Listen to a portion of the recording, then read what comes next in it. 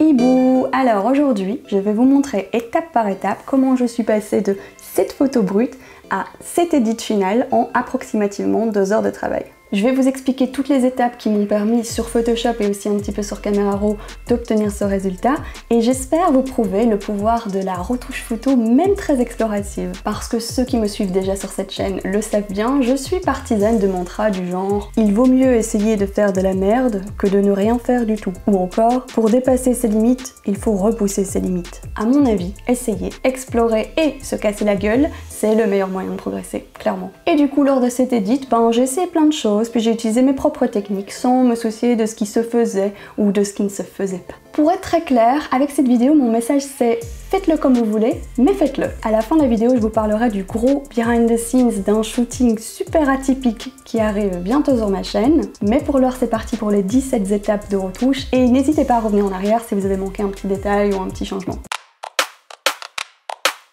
Donc ça c'est le fichier brut. Je l'ai sorti de mon appareil photo en le transférant sur mon ordinateur. Ça va? Tu veux qu'on t'applaudisse peut-être? Première étape, retouche Camera Raw. Alors j'avais l'habitude d'utiliser Lightroom, mais depuis la dernière mise à jour de mon OS vers Catalina, Lightroom se fout vraiment de ma gueule. Du coup, j'utilise Camera Raw qui est maintenant mon meilleur ami. Je sais pas vous quel logiciel vous utilisez, mais n'hésitez pas à me le dire en commentaire, même si c'est une app pour téléphone, ça m'intéresse. Donc, dans Camera Raw, j'ai tripoté les réglages de base, type balance des blancs, ombre, lumière, texture, correction du voile, saturation, et ensuite je suis passée à la netteté et à la réduction du bruit. Même si mon image n'en avait pas vraiment, j'aime bien l'utiliser. Oui, mais avec subtilité. Exactement. J'ai aussi beaucoup joué dans la partie TSI, autrement dit teinte, saturation et luminance, un peu aussi dans les girages partiels, et puis quelques filtres de dégradé quand c'était nécessaire. Ça y est, les choses sérieuses commencent. Dans Photoshop, j'ai nettoyé un petit peu la scène, en enlevant les petits bidules qui me gênaient, genre la branche de l'arbre qui attirait trop au regard, ou le tuyau d'arrosage qui était à gauche. Ça marche plutôt bien en utilisant le remplissage avec contenu pris en compte. Pour cette étape, j'ai redressé la scène et joué un peu avec l'outil fluidité, notamment pour harmoniser le volume des cheveux.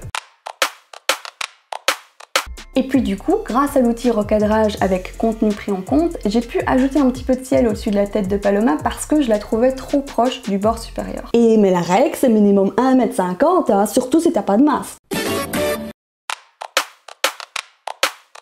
C'est l'heure de la retouche dite beauté, mes petits poilus. Et évidemment, comme je l'ai expliqué dans ma précédente vidéo où je critique les retouches que mes abonnés ont fait de mes RAW, si vous savez pas de quoi je parle, elle est juste là. Quand on ajoute de la netteté, de la clarté, de la texture, etc., ça accentue des détails qui n'étaient pas forcément visibles à la base. Et du coup, pour restituer, et ok, parfois aussi pour flatter la réalité, il existe des outils très efficaces, comme l'outil pièce par exemple, ou l'outil correcteur localisé, qui sont aussi très faciles à utiliser. Parfois, j'utilise aussi la séparation de fréquences, mais c'était pas le cas ici.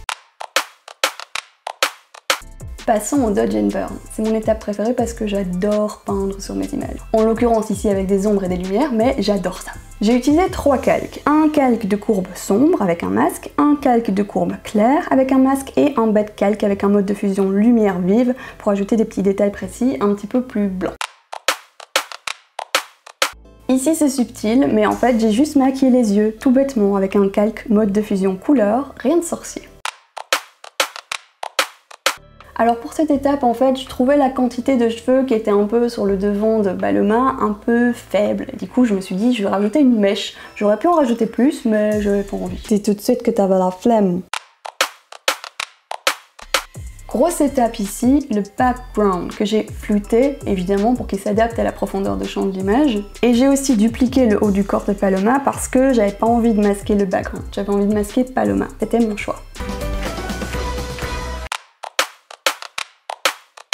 Et à cette étape, j'ai aussi ajouté quelques calques d'effets pour adapter aussi sa couleur. Un de luminosité, un de balance de couleurs, un de transfert de courbe de dégradé. Et c'est super important en composition photo si on veut que l'image globale conserve sa cohérence.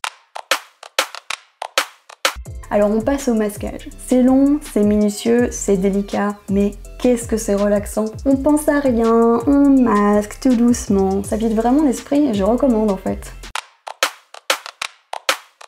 Étape suivante, la peinture des cheveux. Alors oui, aux grands mots les grands moyens, parce que le ciel sur la photo originale était très blanc, j'avais perdu toutes les données nécessaires pour faire une composition suffisamment réaliste, notamment du haut du corps et de la tête de Paloma. Du coup, à renfort de ma tablette graphique, peinture.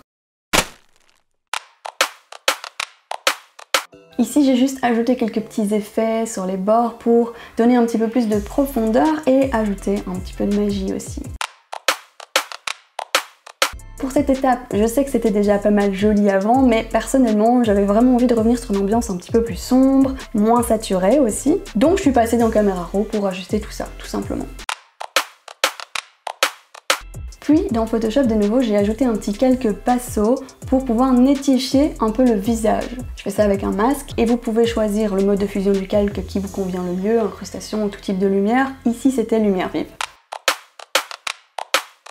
Pour modifier encore un petit peu l'ambiance, j'ai ajouté une courbe de transfert de dégradé subtile, un calque de luminosité pour éclairer un petit peu plus le visage qui était trop sombre à mon avis.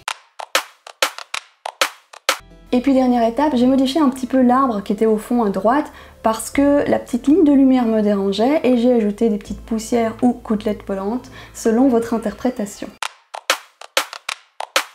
Tout ça m'a donc permis de transformer cette photo prise il y a 2 ans en une retouche qui en fait me plaît beaucoup et qui m'a ouvert pas mal de portes que je compte emprunter dans le futur pour de futures retouches. Avant de poursuivre, dites-moi ce que vous pensez de ce genre de format en commentaire et si vous aimeriez peut-être que je fasse la même chose avec une autre de mes photos. Et dites-moi aussi si certaines étapes de la retouche vous ont particulièrement étonné ou intéressé. Dans ma prochaine vidéo, on retrouvera notamment le même modèle, Paloma, mais dans le backstage d'un shooting complètement atypique. En effet, cette photo, que vous le croyez ou non, a été réalisée à distance en utilisant l'application Zoom. Oui, celle que vous avez utilisée pour tous vos apéros depuis 1 mois et demi. Mais comment tu sais? J'expliquerai comment on s'est organisé, comment ça s'est déroulé et aussi comment j'ai retouché les images parce que c'est un point super important. Et donc pour ne pas louper cette vidéo ou les suivantes, genre à tout hasard, un challenge de photographe photographie le même modèle mais à distance. Donc Isa, tu vas positionner Paloma, décider du cadre. J'ai ce petit bouton mignon sur lequel je vous encourage à cliquer en dessous de la vidéo et vous pouvez aussi activer la petite cloche pour avoir l'opportunité d'écrire le premier first en commentaire. Et puis moi je vous dis, salut les boudins! Abonne-toi ou je vais faire caca sur toute ta famille.